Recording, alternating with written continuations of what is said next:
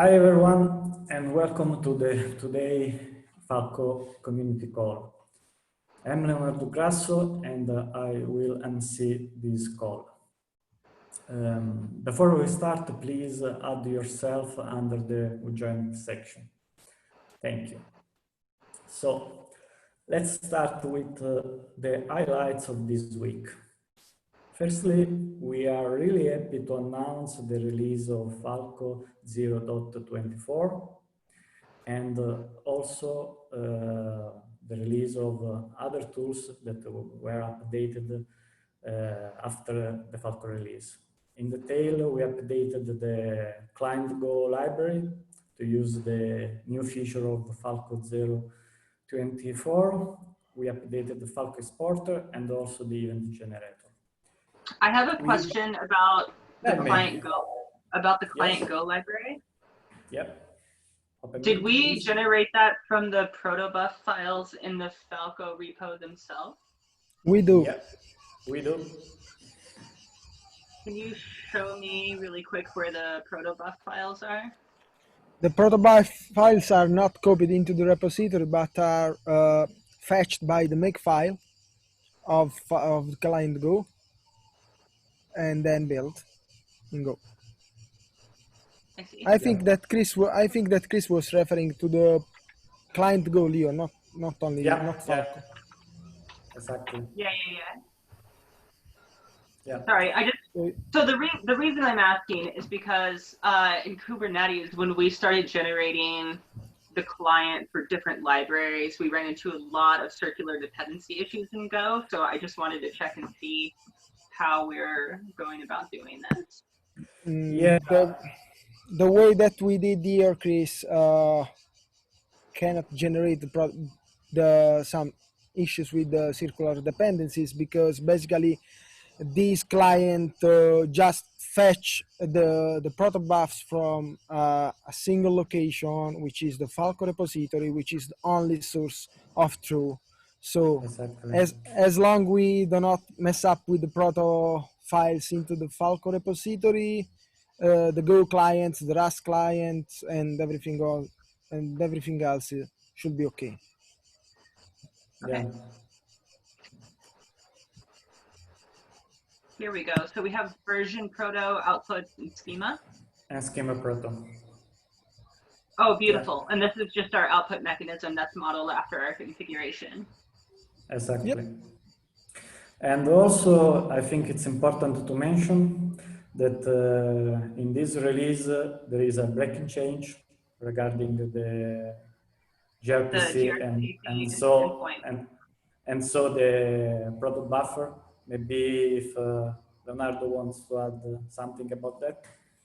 Well, yes, as explained in the blog post that we put out when we released Falco, Leo, if you remember, we wrote that together.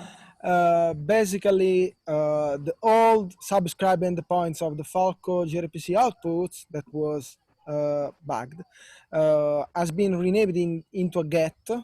So its new name is get, and it behaves like a server streaming gRPC endpoint, which means that it streaming to the client outputs and Falco alerts as long it does, and otherwise it basically shut down the connections. Then to implement a pub sub is not completely correct, but let's say a watch functionality via gRPC of Falco alerts, we introduced a new method, gRPC method, which is called sub, S-U-B, that basically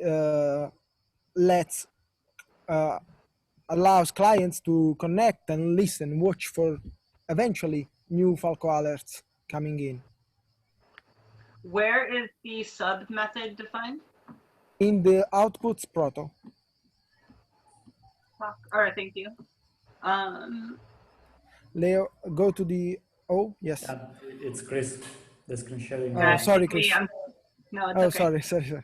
Yeah, here, as you can see here, we have sub and get. They are similar, but they behave differently. Okay.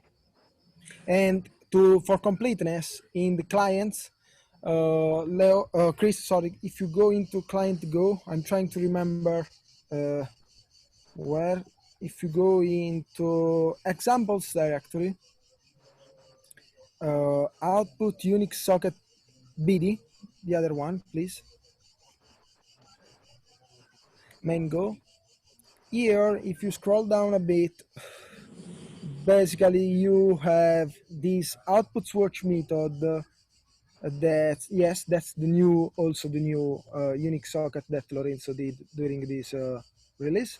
And Y'all are making me so happy. Ah, this is so cool. yeah, basically you can also configure your these time seconds multiplied by 1 is a way to configure I don't know how to say correctly, but it's not to keep alive, it's just the polling frequency, something like that, Okay. that you want to ask the Falco gRPC server for eventually new Falco alerts from Go. Beautiful. It's if I'm not wrong, it's the polling of the request, not of the response. Yes, Okay. yes, it's the polling of the request. Basically, it tells Perfect. wait 1 second to send other requests, otherwise it will end up stressing a lot the server. Anyways, since all this refactoring started from a performance issues, it's also worth to mention that even if you put here like milliseconds, the current, the new Falco gRPC server is like 5 to 6 times faster and more performant than the older, even if you put 1 millisecond here. Beautiful. I have a question about the gRPC implementation. Yep. Does this socket accept any incoming requests, or is the socket effectively read-only? It's a chat, it accepts incoming request. Indeed, the socket must be read and write. Okay, so the file permissions on the socket need to be both read and write in order to implement this file. Okay. Yeah. Cool. Is that correct, Leonardo? Because, yeah, exactly. Because the implementation, I used this implementation in several clients, and this is also, because of this new API, we updated the Falco exporter and also the event generator as per the highlights. Okay, can we continue with the other highlights? Okay, Yeah. just the last few things.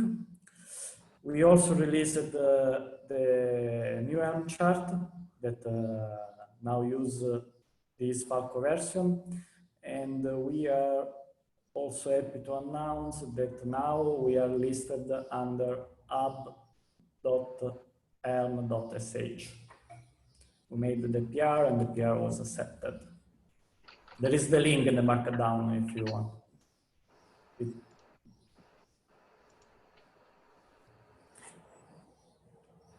Nice. That's it.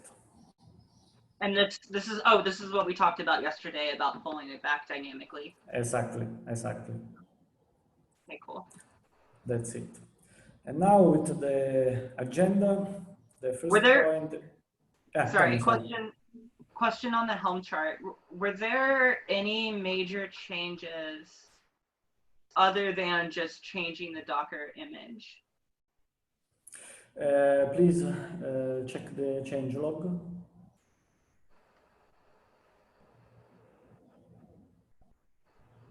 So we updated the rule set, gRPC unit socket support. Exactly. This is we bumped the version from 1.1 to 1.2 because this is the first Helm chart that support the gRPC Unix socket, so it cannot, I mean, to work with Falco 0.24, you need this Helm chart version. Older version should not work with the latest Falco version. And this is, or I forgot where it went. This one is pointing to 0.24. Yeah. Yeah, right. That's just pointing to the latest. Is there anywhere else we would potentially need to make an update for 0.24 that we can think of? I'm not sure about Falco sidekick. Maybe there is something to update there, but other than that, I'm not aware other thing we should update. Okay, and I bet Thomas will be back next week, or we can just Yeah. talk to him in chat. Yeah. But in any case, if the dependence is not using the gRPC API, there are no breaking change, Okay. basically. I'm this is the week I'm working on recording the Falco keynote with Shane from Shopify. So I don't want to reveal too much information because we're still kind of under the, like, we want to keep it a little bit secret. But I'm definitely going to mention the gRPC element here and how we can start to orchestrate Falco running in Kubernetes with that gRPC and Unix domain socket relationship and what that looks like moving forward. Yeah. So I'll probably be setting up a cluster this week sometime. If anybody here is interested in checking it out, or if you want access to it, just let me know. I can share with you. Cool. Thank you, Chris. Yeah, totally. It's your turn in the agenda.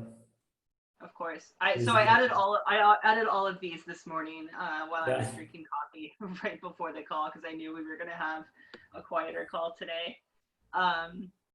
So the first one was I wanted to kind of follow up on the build and the release process, and just here when we talk about the build, I just want to know what that means to everyone else here.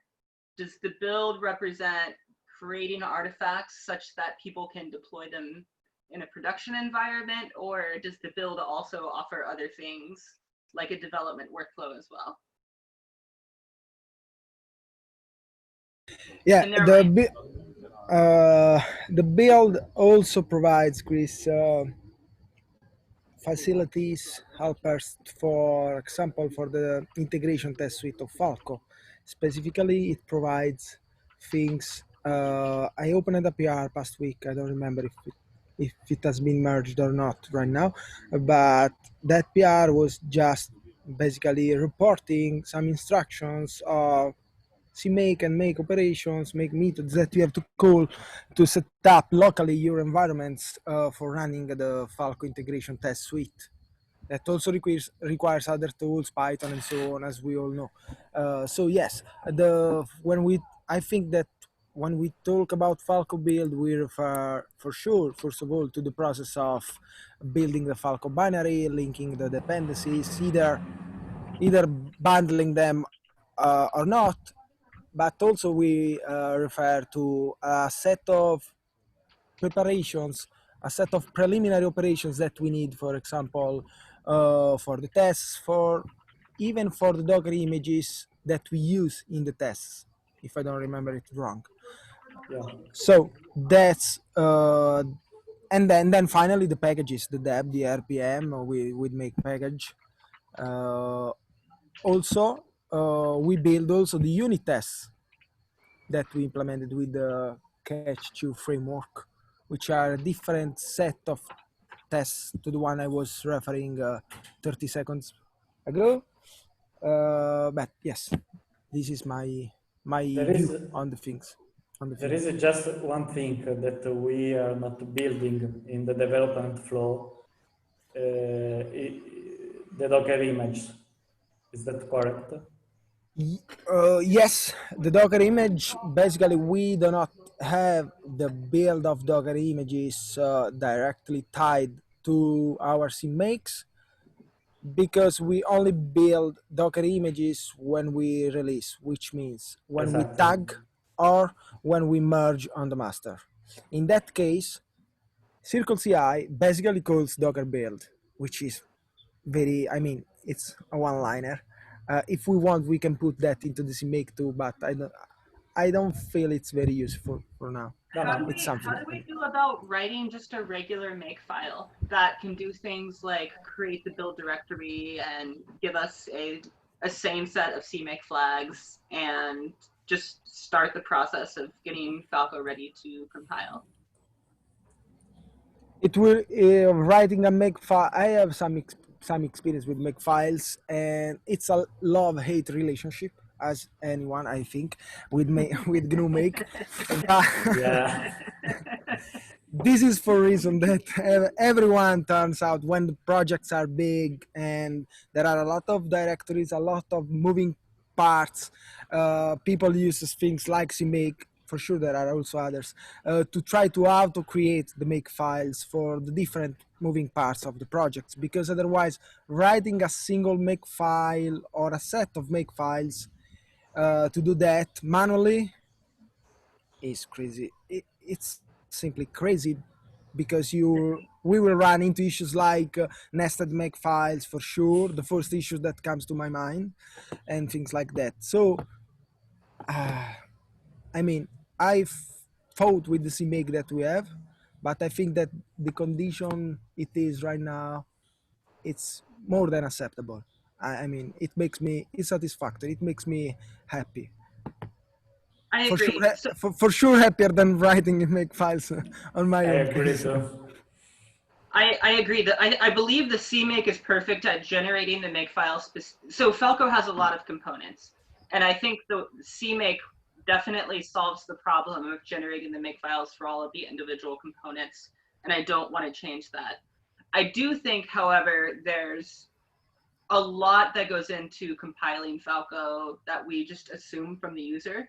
Even when either if you're building from the actual repository itself, or if you're just checking out like the Debian package, for instance.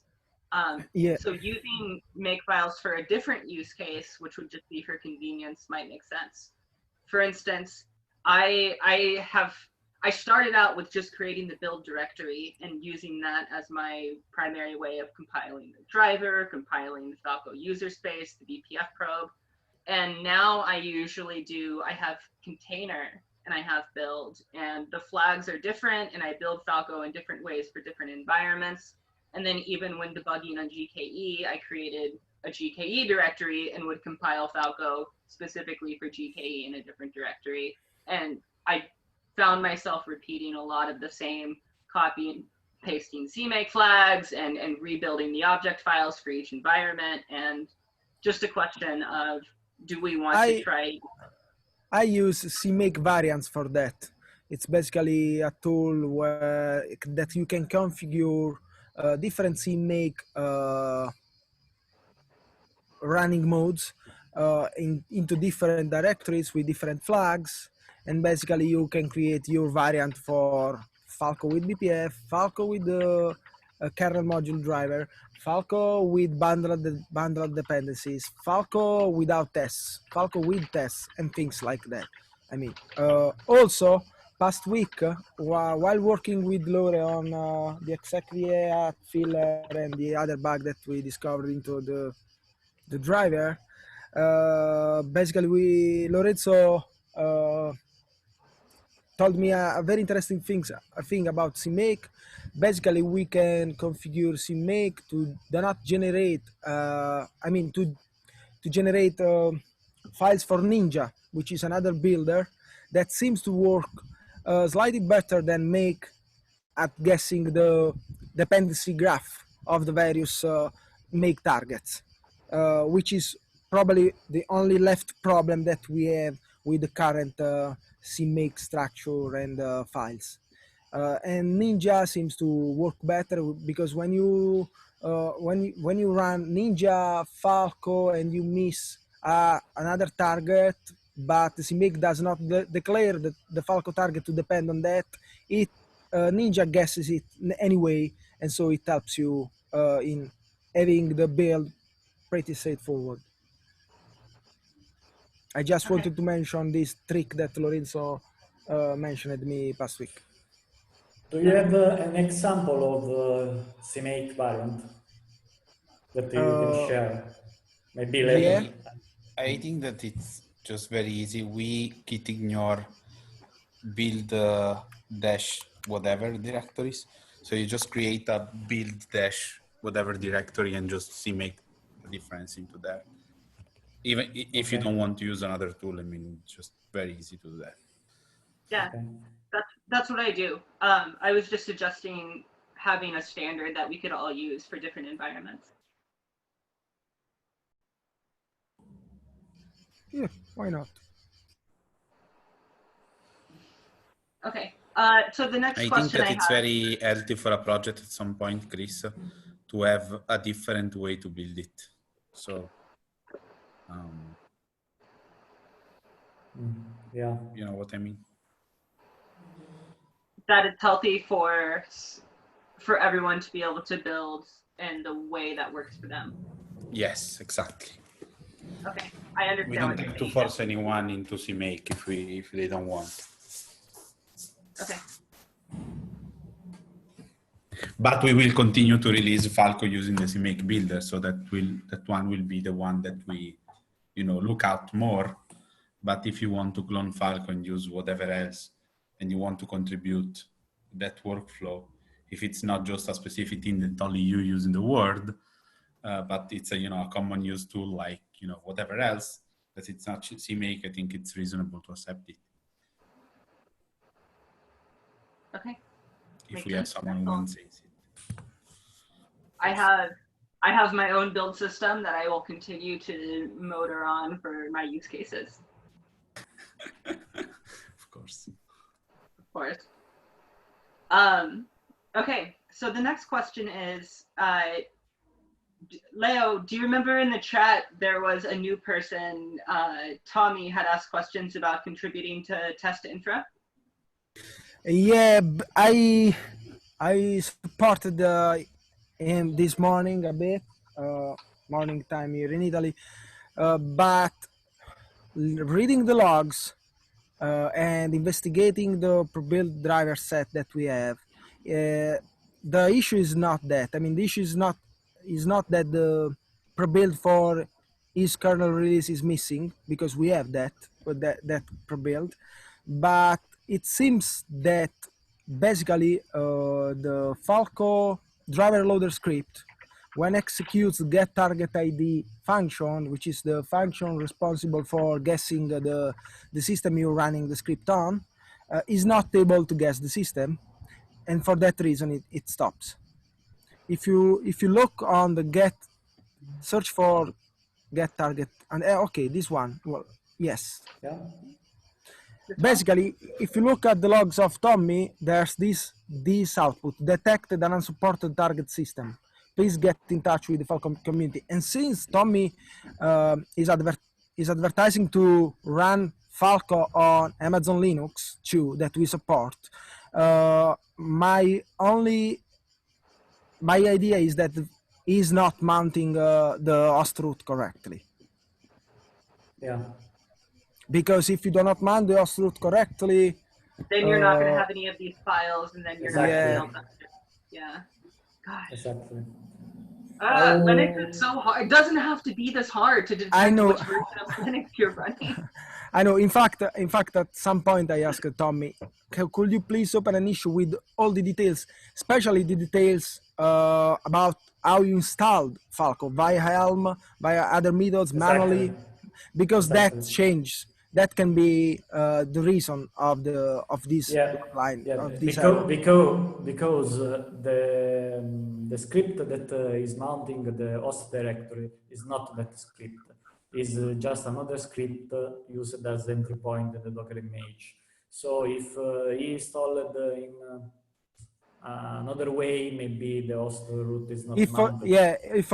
If for some reasons the Docker the entry point of the Docker image is not able to symlink the user source, that does not work.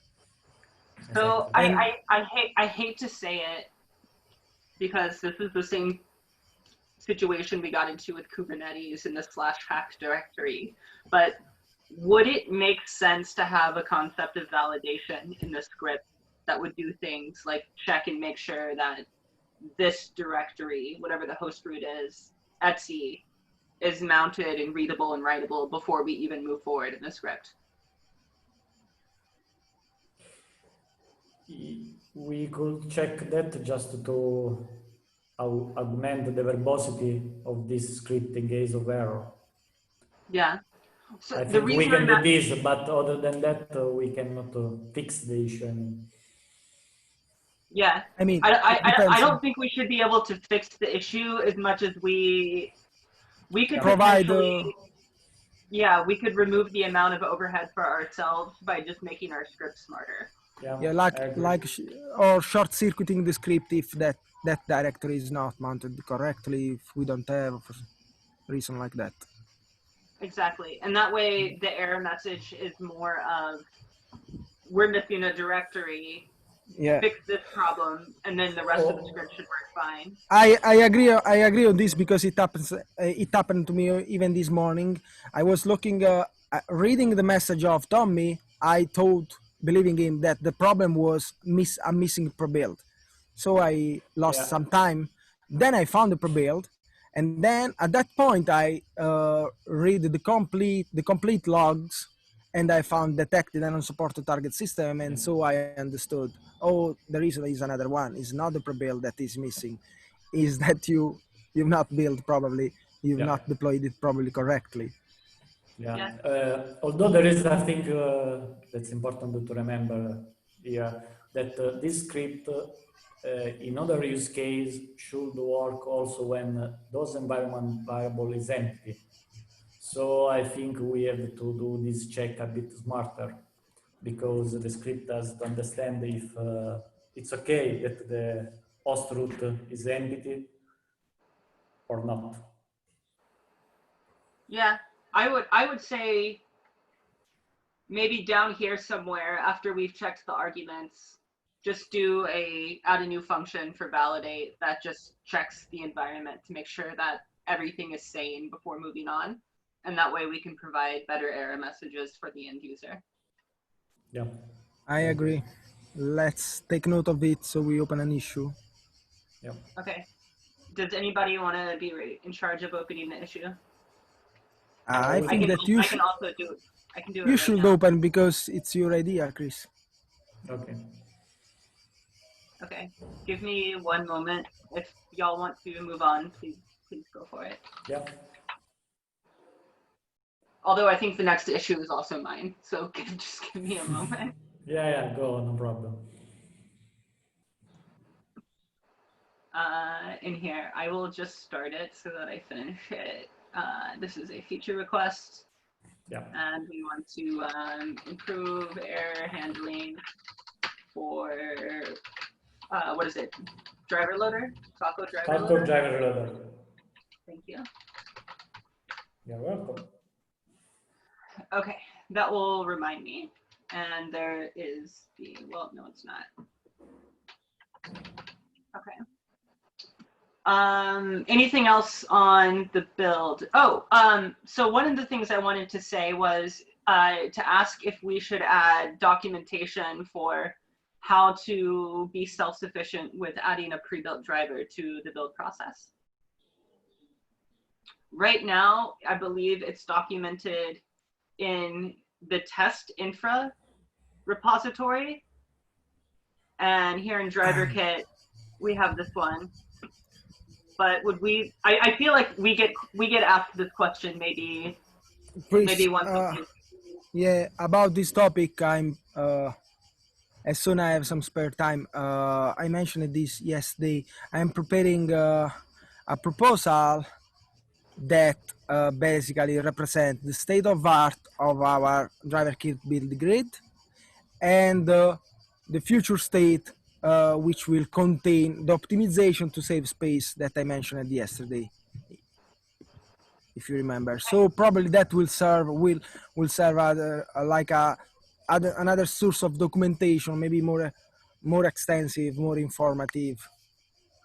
Okay, I think just either in the source code itself or even on falco.org, making it easy for people to understand that they can contribute here if they're missing. Yeah. Oh yeah, that's right. We can write little sections telling people, write your 5-line YAML to add a new pre-build. Yes. Perfect. Maybe we can just add a README into test infra and link it in the falco.org documentation. Yeah, I mean, we have a README here, we can make it better, and then we can link back to it. Exactly. Yeah. Okay. And then I think, Leo, you sent an email about this as well, which I think this is all just part of the same effort to work on that. Yeah, this is like the last mile. I don't know how to say correctly. It's something that we may want, we may not, we might not. I mean, it's something that, to my understanding, cncf.ci dashboard is just a website where the CNCF, depending on some configurations, show the current status of the build and release process of incubated, graduated, and sandbox projects. So we should link our Circle CI build and release process to this dashboard. When me and Lorenzo first looked at it in January, we made some initial steps to have the Falco configuration on the cross-cloud CI GitHub organization, which is where the source of this app, I don't know what to call, of this website is. But then we never discovered the next steps. For this reason, I just asked the community. There is someone that knows what we have to do to have Falco here. How to do that, yeah. Yeah, maybe it's a YAML somewhere. It's I don't know, but just tell us. If it involves the CNCF, I can guarantee it's just a YAML somewhere. Yeah, but also maybe we have to do some request, maybe to the service desk or I don't know. The things that I know is that the source code of this is on github.com/crosscloudci, and they run the test suite on GitLab instance configured with this Kubernetes, this containerd, and this architecture, blah blah blah. Your test, and they also look at the project specific CI, and then they basically put the results here. But I don't know how to have Falco logo. Do we think it's worth it to try to add a Falco logo here? Is there maybe a configuration file inside this repository? Maybe there's a configuration repo which is cross-cloud CI/Falco configuration, but that is not sufficient to have Falco logo here. Okay. About the Chris questions, I'm not able to evaluate whether it's worth of it. I have another question: is why Falco is not here? I mean, community and CNCF could put Falco here because Falco is a CNCF incubated project, and so I guess the next really quick, Leo, I'm sorry. This doesn't actually do any CI as much as this is just a dashboard that shows other CI projects, right? Yeah, to my understanding, yes. I clicked on some build button here, and it opens GitLab. I don't know if they just replicate your CI even on their GitLab instance or not. I don't remember where I clicked, but clicking somewhere it shows a GitLab. That's it. Here. Oh, here. Yeah, core DNS tests. Okay. But it's not like the CNCF actually has CI infrastructure for us that we could use to replace Bintray. Not that I know. To my understanding, this is an aggregator of CIs that are somewhere else. Okay, so yeah, I mean, we can, if we want, we can maybe ask somebody to add a logo here, but this isn't actually, the reason I was asking was because I wanted to see if this would be able to potentially help us with the Bintray issues. Nope, that's a completely, nope. Yeah. Okay. Who would have thought CI and CD could be this complicated? Okay. Anything else on the build before we move on? Nothing else. For me, nothing else. Nothing for me. Okay. It's you again, Chris. I see. So being that we don't have the other maintainers on the call this week, do we want to push the milestone planning back until we have more people here? Yeah, I agree. I know that Shane and I have to do our recording this week, and without Spencer and Thomas here, I think we should probably just hang out and talk more next week. The goal would be to decide what format we want to use for the planning. Is that right, Chris? Yeah, exactly. Okay. And this would be planning for the next release or longer term? I think for this one, it would be planning for the next release as well as a retro on the previous release. Because if the releases are monthly, it's maybe better to have these discussions sooner rather than later. Otherwise, I'm worried that we block everybody, working on potentially next release or future features. And maybe we can, if the goal is discussing how to do this, maybe we might want to do it on Slack or some other thing asynchronous, so we don't essentially potentially block people for a week, which is 25% of the time if we release monthly. So I agree that we should be able to work as quickly as possible. We already have 7 open issues in the 0.25 release, so I think we already have a fair amount of work to focus on to get started. So we're not worried about the short term. Yeah. I don't think we're worried about the short term as much as we're pivoting from an ad hoc release planning cycle to a more structured release planning cycle. Okay. Yeah. Yeah.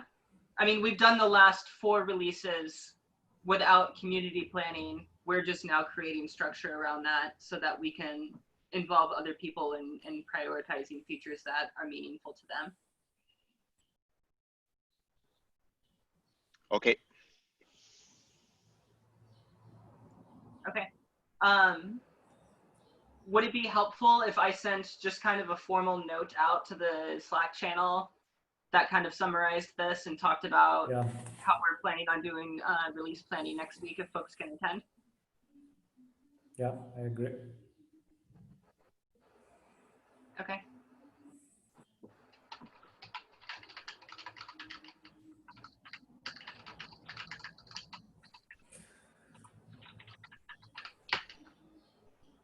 Thank you, Chris, for that. You're welcome. So the next one here, I wanted to share some information about how we're communicating and being in our ability to ask for help and support from the CNCF. And there's some complexity about who can actually ask for help. And they're blocking us on our ability to be able to make requests with them without being in the Falco owners file. So what that means is in order for us to fill out a service desk ticket, your name has to be listed in this file here somewhere. So only these people are allowed to effectively ask the CNCF for support independently. Now, the reason for this is because this is how they generate their voting system.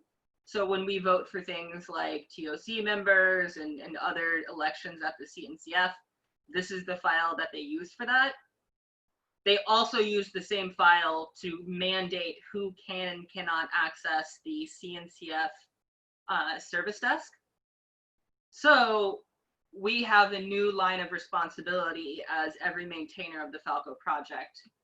Everyone here in this file is also now responsible for communicating every time we need marketing help, every time we need help with events planning, with legal help, with financial help, with the CI/CD build. These are the people who have the ability to actually start those conversations using the CNCF service desk.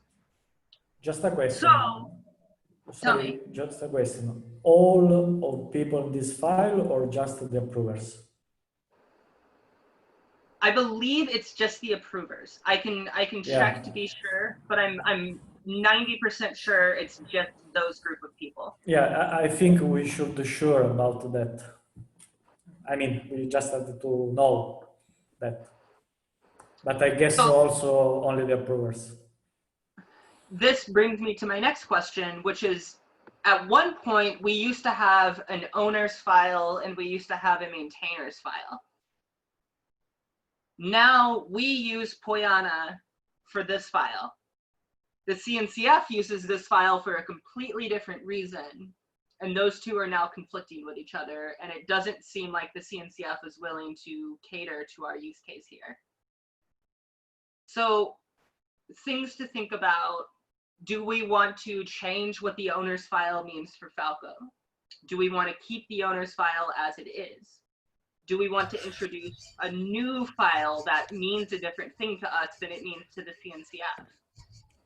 Or do we want to just make these people also responsible for handling those conversations?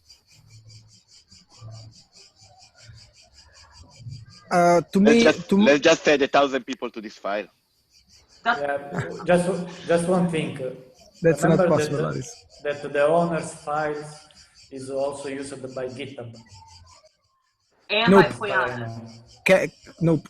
The owner's file is not used by GitHub. GitHub uses code owners, which is their feature.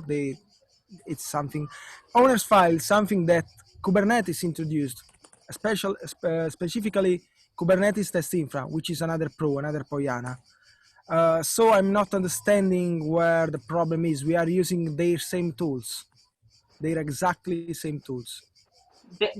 What I'm saying, Leo, is they have tooling in place that has a hard-coded link to this file, and they will not let people who are not in this file open up and communicate in the CNCF service desk. It's closed source, it's blocked off from everyone. Like, if I wanted to have my brother or my sister or my friend look at these conversations, they're completely blocked off unless you're in this file. So, for example, Loris can't do that. That is exactly what we discovered yesterday. Okay, gotcha. Well, first of all, I don't know why Loris is not here, since he's one of the main authors of Falco, so that will solve the problem. to be here, we have a governance process to be there, so we cannot just add them. We have a process that is very important to us as a community, whereas the CNCF is using the same file for a completely different reason, and those two are now conflicting with each other. Yeah, I think that's the problem. More than me specifically, I don't matter too much, but in a general way, it feels like yes, there's a file that is used for two things, and those two things don't go well together, essentially. So the question here is, do we want to accept this and simply say that everybody in the owner's file is now also responsible for communicating with the CNCF and understanding that they're the only ones who can communicate with the CNCF? Or do we want to change our process here and have our automation and our maintainer process adjusted so that this is no longer an issue and we can add 1,000 people here? Doing this would mean also to rewrite part of Pro, because these files is basically what Pro looks at to call reviews, to call approvers, to auto-merge PRs or not. So this is really important. This is really core. If we add everyone here and we do not change Poyana, we do not build our own from scratch Poyana, that part of Poyana at least, we lose all of that. We lose the automatic approvers assignment for for code zone, we lose the reviewers, we lose the auto merge and things like that. We lose all of that. I know. My personal opinion is that the benefit here is not worth the effort, and I would just take this relatively minor pain, just being aware of it, rather than doing work on this. But this is just personal opinion. Can you open the link I sent, Chris, in the chat? Where did you send it, Lotte? Oh, in the Zoom chat, sorry. Yeah. No, it's okay. It's on Linux. It's really hard for me to get to the Zoom chat while screen sharing. So give me I 2 know, seconds. that's why I'm sending it there. Because it's hard for me. Yes, this is the file, Lotte. That this file is automatically generated. Yeah, I just wanted to send it for context. It took me a while to understand what you were talking about, but I figured it out.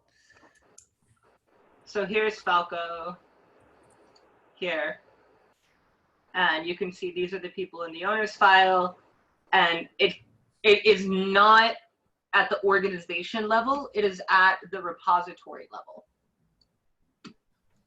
So the only project that the CNCF cares about is Falco. They don't care about all the sub-projects. One question, maybe we can ask to change the file they are pointing to. Because if you look in the Google Drive list, there are different files. So we can choose, for example, to have the maintainer list, the maintainer list for the CNCF in another file or in another repo. Can I say one thing? I probably have a solution, because I just remembered that the owner's file protocol also have another key, which is emeritus, where we could put, for example, Loris. We should ask to them at this point if they can also parse emeritus and not only approvers. Emeritus really makes me sound old.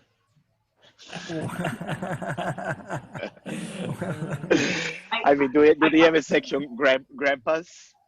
Can we look what Prometheus is doing? They have a section in their documentation where they just have a section called team members. And then here they have a list of like 20 people. I believe that the owner's files, it's not mandatory for the CNCF. They are just pointing to a file, and maybe we can ask to point to another file. I'm not entirely sure they have to generate it also. They're not. On the issue, they were still pointing to an old file, and that's how this whole thing was brought up. Was they were like, we can no longer find your owner's file anymore. Okay. So yeah, maybe we just create team members.md and add it to the Falco repo and make that very easy for people to collaborate and contribute to.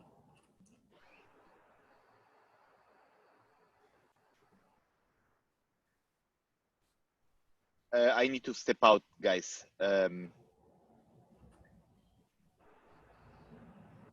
Thank you, Talk to you Loris. later. Bye. Thank you. See you. All right, I'm going to do add team members.md. Also .txt. I see there are a lot of projects that are using maintainers.txt or MD, I don't know, or without extension. There are different projects that are using different files. Maybe we have just to look a bit. Okay. Leo, do you want to add an issue with a proposal for how we should structure this? Which No. Leo? I Okay. need to leave a bit early today, so I will look at the recording. Yeah, later. I was saying the same. Bye-bye. Bye, Ciao. Laura. Okay, maybe we can look at this async and then decide what to do. Okay? Okay. Sounds good. Okay, I think we are late. But please continue, Chris, if you want to add something. No, it's okay. Let's just take this async. We can talk about it in the main chainers channel, and we can figure out what we want to do. Yep. Okay, perfect. I have to go, folks. Okay, me too. so I propose myself for the next call in case as MC. Okay. Thank you, Leo. Thank Bye, you, everyone.